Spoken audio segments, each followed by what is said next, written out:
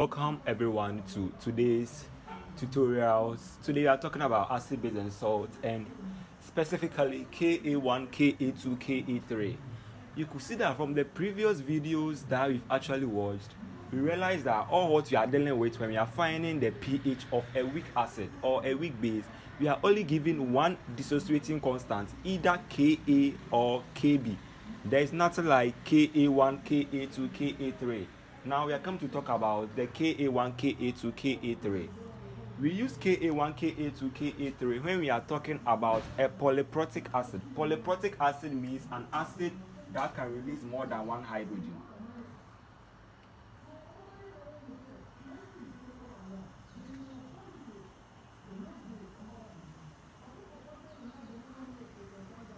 So an acid that can release more than one hydrogen ion is called a polyprotic acid.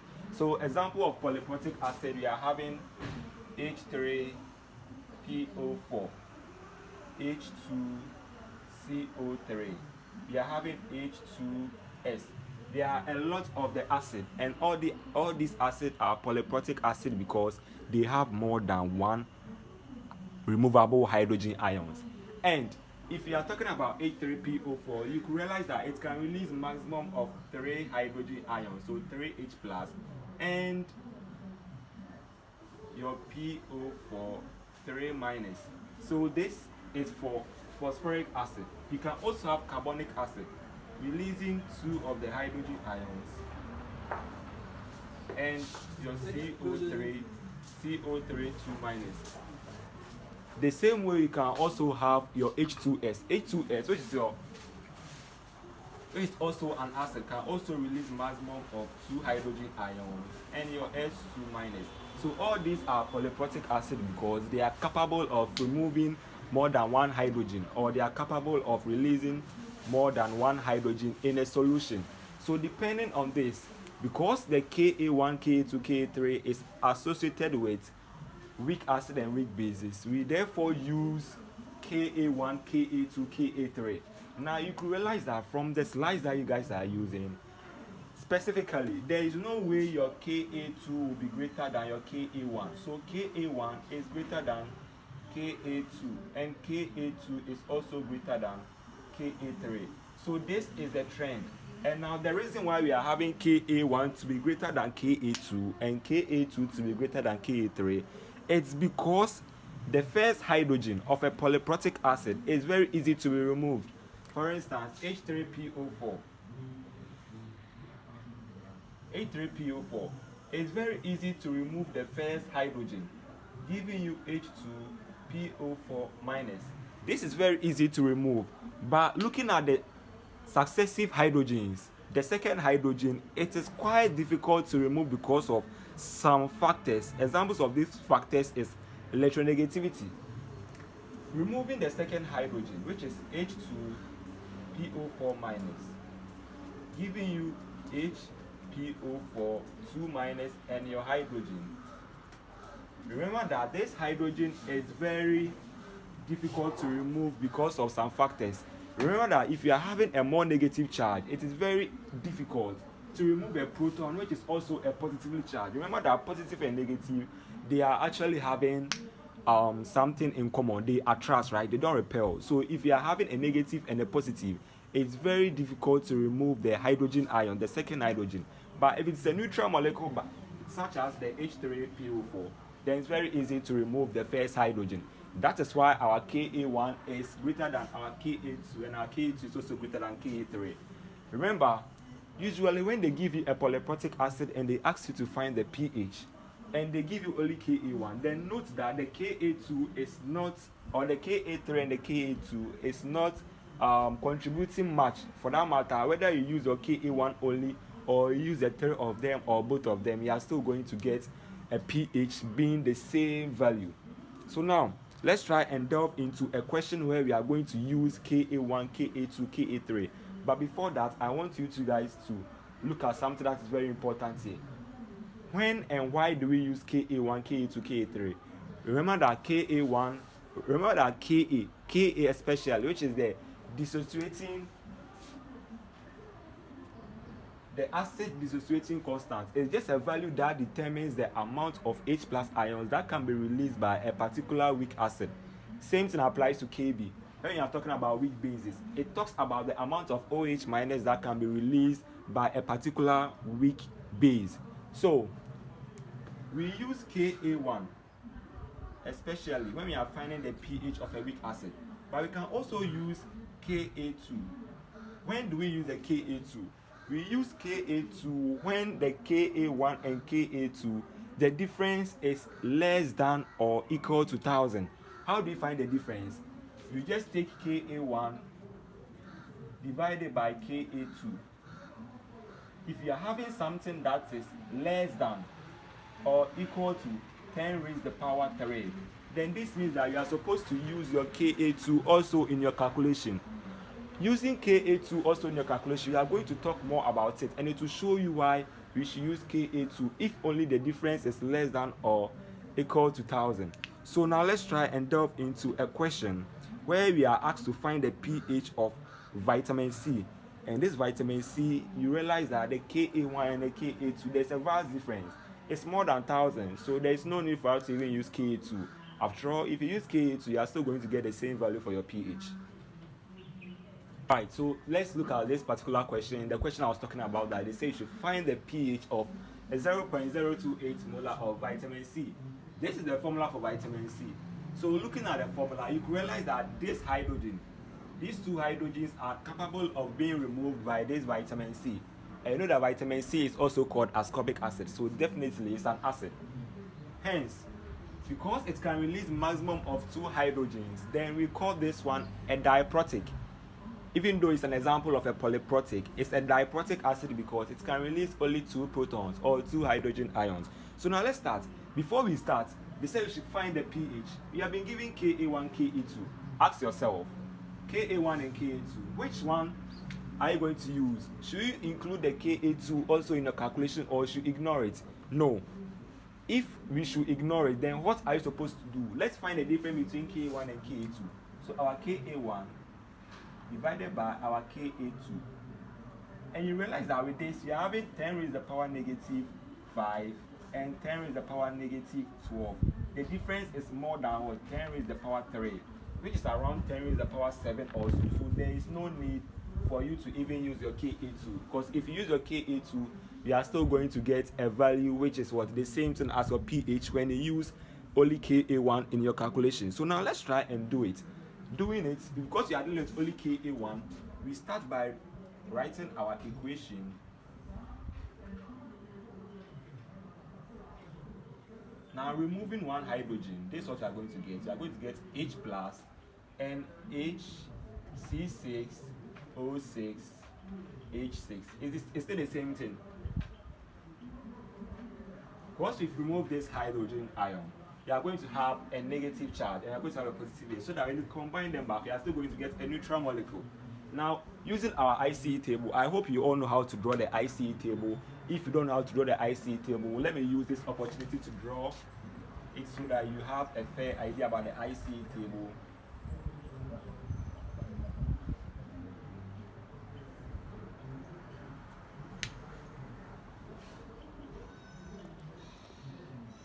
Alright, so with your ICE table,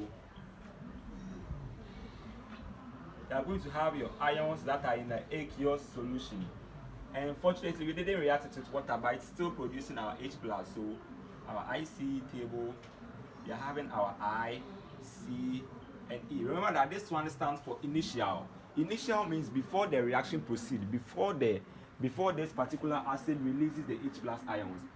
We're not having something like this. So at the initial position or at the initial state, there's nothing like this and this being produced. It's only having the reactant, and the concentration of the reactant is 0.028. Remember that this table is purposely for what? For concentrations. So you are having your H2C6, H6, and O6.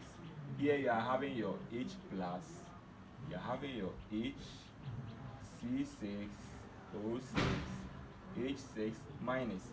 So at the initial stage, we are having only 0.028 0.028. There is nothing that have been formed here, so 0 and 0. Now, as the reaction proceeds, we are going to see some changes, and these changes is what we refer to as rate of what reaction, where we are going to find some of the products being produced, and as the product is being produced, the concentration of the product will be what will be increasing, while the concentration of this will be decreasing. So we don't know the amount that it will be increasing or decreasing, so we represent it by x. So represent this particular side by x. Since it will be increasing, positive x. Since this one also will be increasing, also positive x. Now, because this one, the concentration will be decreasing, you are going to have 0.028 minus x. At equilibrium, all what you are doing is to add up everything in the column. So adding up everything here, let me show you now. Writing it this way might confuse you, so it's still the same thing as your minus x. So at your equilibrium, that's where you are going to have, add up everything, you are going to have 0.028 plus minus x, which will still give you the same as minus x. Here you are going to have positive x, and here you are going to have positive x. Then we use our Ka1 to find the pH of the solution. So I'm going to clean the first part of it, then we use our Ka1 to find the solution. Find the pH of the solution, sorry. So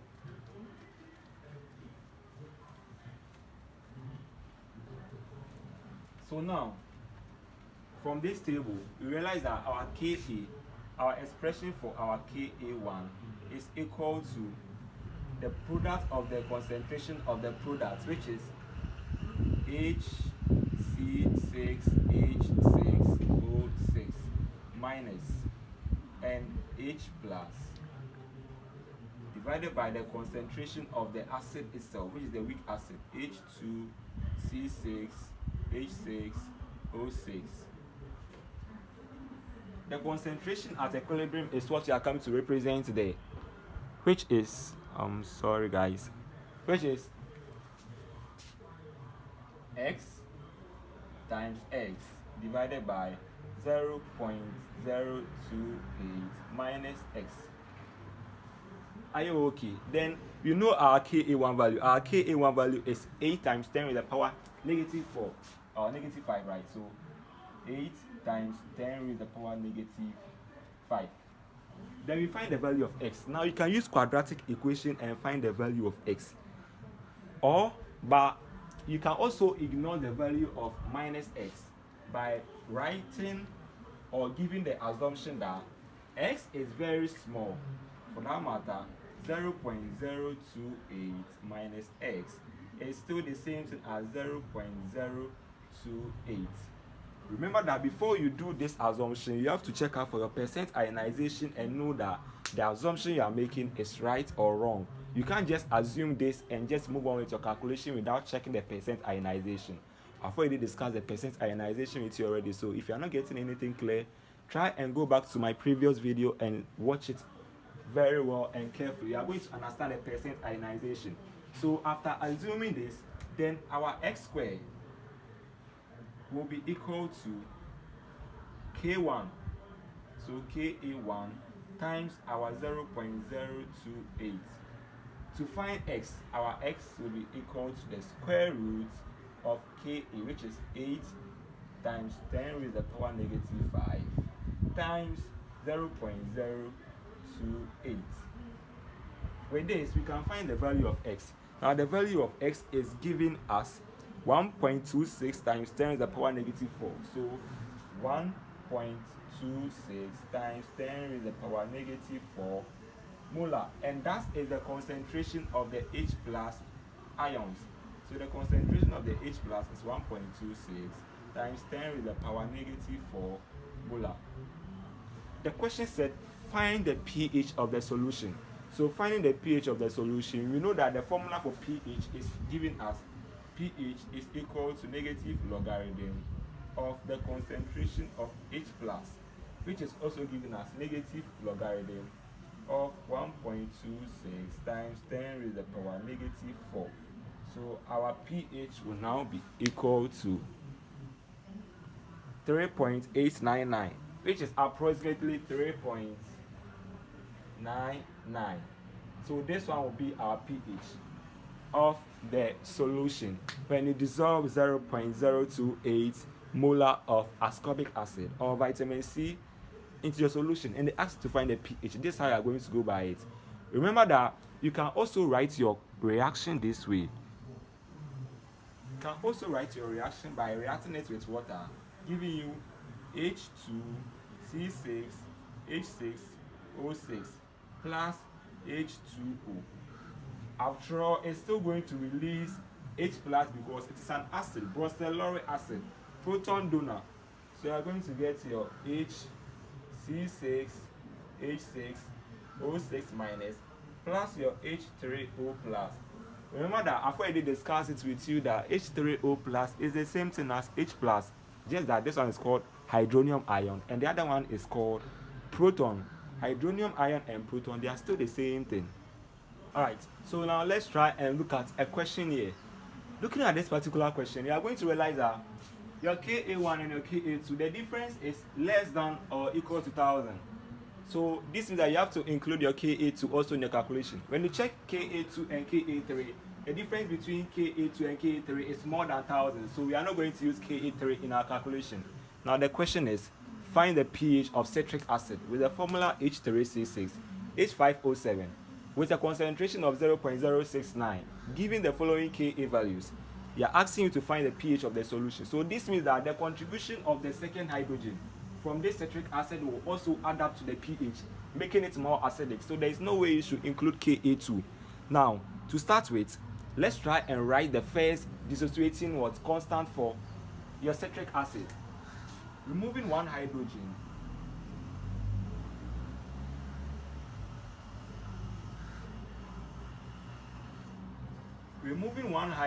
you are going to get your H plus and your H2C6, H5 and O7. This is what you are going to get. You have removed the first hydrogen ion, so this is that your calculation should involve Ka1 only. We've already done the IC table, so I'm not going to worry myself drawing the IC table again. And I guess with this, you are going to understand it perfectly. That at equilibrium, you are going to have the concentration of this to be 0.069 minus X.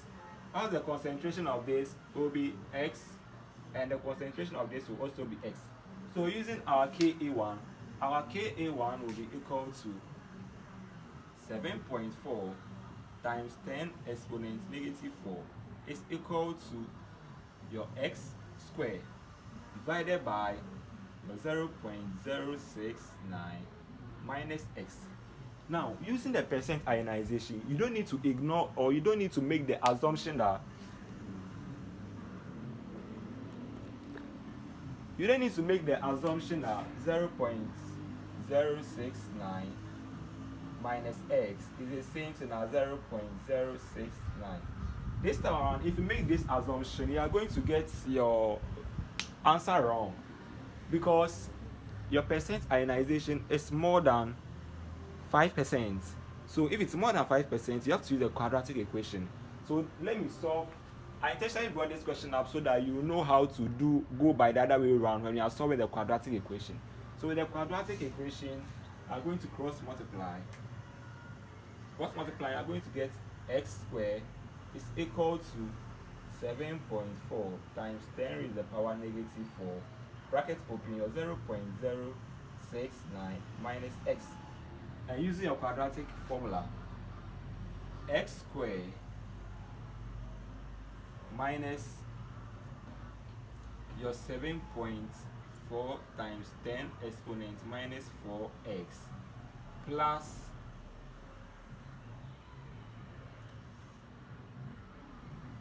here you use your calculator to check the value of your 7.4 times 10 to the power minus 4 times your 0.069, and using your calculator you are going to get 5.106. So 5.106 times 10 exponent minus 5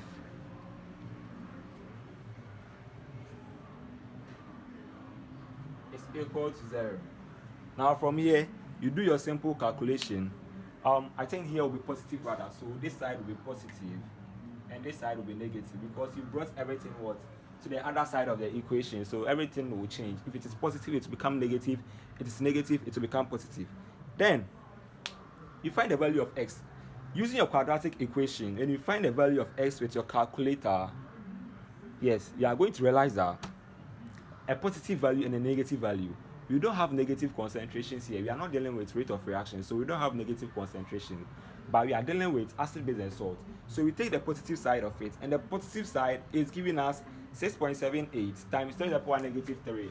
So our x will be equal to 6.78 times 10 to the power negative 3 molar. This will be the concentration of the first H plus ion that is being removed. So we are having the concentration of the first H plus ions to be 6.78 times 10 to the power negative 2. I'm not asking you to find the pH at this point, but when you find the pH at this point using your negative logarithm of this answer, you are going to get an answer which is 2.168. So your pH, I'm not trying to say this is the answer though, but let's keep it in mind. So 2.6, is it 2.68? Yeah, you are going to get 2.168. So 2.168. This is not the right answer though. We have to also calculate for the concentration of the second H plus ions that will be removed. And with this, we are going to use it. So let me clean this part and check out for the Ka2. Now when you remove the second hydrogen, this is what you are going to get. Already you are having H2C6H5O7 minus. So if you are removing the second hydrogen, then you are going to have HC6H5O7 2 minus plus your other hydrogen. You are using Ka2. I know that Ka2 is very difficult to remove the second hydrogen, but yet because the interval is less than 1,000, you have to use it. So our Ka2, we know that concentration. Now what's the concentration of this? The concentration of the H266H5O7 minus is what we calculated for as the concentration of the H plus ions. Remember in our first calculation, so I'm going to write the value again, which is what? 6.78 times 10 raised to the power negative 3. So this one is also 6.78 times 10 raised to the power negative 3. At equilibrium, minus x. This one will be positive x, positive x. You use our Ka2 because you are dealing with the second removal of the hydrogen. So our Ka2 is 1.7 times 10 exponent negative 5 is equal to our x squared divided by 0.00678 minus x. Now with this particular example, you are going to realize that you have to ignore the wait. I think this time around it might confuse you, so let's use a different variable rather. So a variable like y. So here will be positive y. Here will also be positive y. Using this rather will help.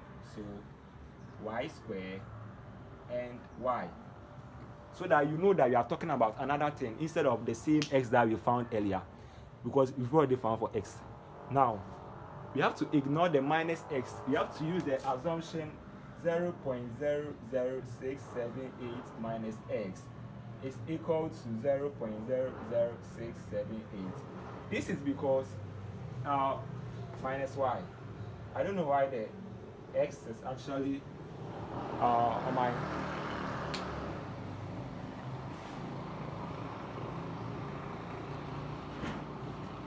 So now let's continue.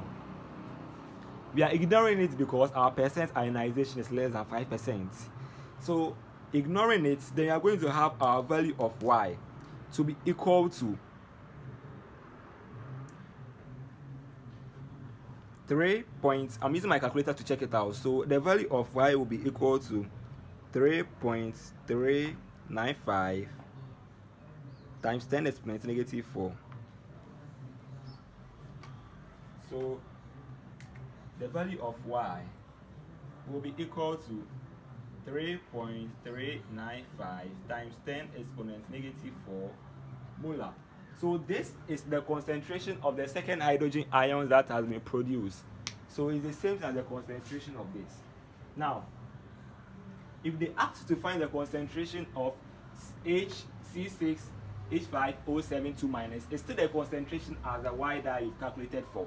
Now they said calculate the pH. The formula or the question is demanding the pH of the solution. So the pH of the solution, now that you've included your second, pH is equal to negative logarithm of H plus concentration. Now H plus concentration, we are having what? Concentration of the H plus from the first removal of the hydrogen, and also the second one, the second removal of the hydrogen. So this is that we are going to add up all these what? Concentration of the H plus ions. Because they are all in the same solution, we are going to use the number of moles. The number of moles will still be the same thing as the molar concentration. So then our total concentration of the H plus, this is the total concentration of the H plus. It will be equal to this value, which is 3.39 times 10 raised to the power negative 4 plus the first concentration plus x, the value of x that we found. And the value of x that we found was 6.78. So 6.78 times 10 raised to the power negative 3. So this will be the total concentration of the H plus ions. And using your calculator, you are going to realize that it's going to give you 7.119. So 7.119 times 10 exponent negative 3 molar. This is what you are going to get. So with this, we know the concentration, we know the total concentration of the H plus ions. So now let's try and find the pH, and let's compare it to the first pH that we calculated for and see the variation. We are going to see that it will still be around 2, alright, but there's no way the value will be the same because there's an addition of the H plus ions, increasing its acidity. So now our pH will be equal to the negative logarithm of x plus y. X plus y is the same as the first concentration of the H plus and the second concentration of the H plus, which is the same thing as negative logarithm of 7.119 times 10 exponent negative 3 molar. And remember, we are going to get our pH to be equal to 2.147. So 2.147. This is the final solution. Now that we are done, now you can see the difference that 2.168 and 2.147, they aren't the same. For that matter, you need to include the Ka2 if only the difference is not more than 1,000. Then this, I'm ending everything here on the Ka1, Ka2, Ka3. But before that, let's try and talk about the answer that we are having. Because we've added the concentration of the second hydrogen ions to it, you see that we are having a pH which is lesser than the first one that we calculated for. So this one being the right answer, this one means that it is more acidic. More acidic as compared to this. Why? If you are having a number that is more lesser than itself in terms of the pH scale, if you are having a lesser number approaching 0, assuming that this one is the midpoint, which is the neutral point, 7. And now we are having 2.147 and also 2.168. Look at the difference. If you are coming to this side, you are approaching a region that is what? More acidic. So for that matter, we are saying that the correct answer is 2.147 because we've added the concentration of the hydrogen ions removed from the second hydrogen from the citric acid, giving us the correct answer. So this is the